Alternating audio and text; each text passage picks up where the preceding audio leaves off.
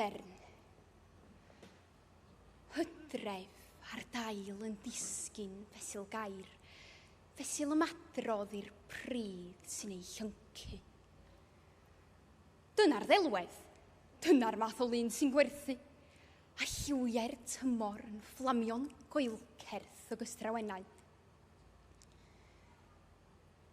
Gallwn gweilio hynny.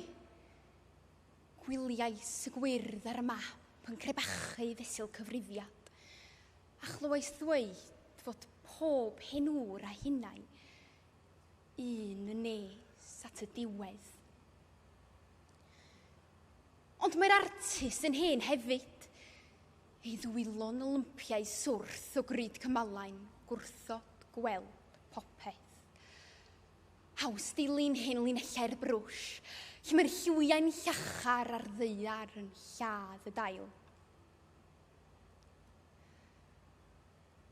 Ni fentrau godi lygaid gwan at y golau sy'n gwthio drwy gyrten y gaeaf, lle mae'r adar yn gwibio a negeseuon y gwanwyn yn dyn dan adenydd. A hyd yn oed pe gwnau hynny, ysgwydau ben yn araf a dychwelu dat ei waith.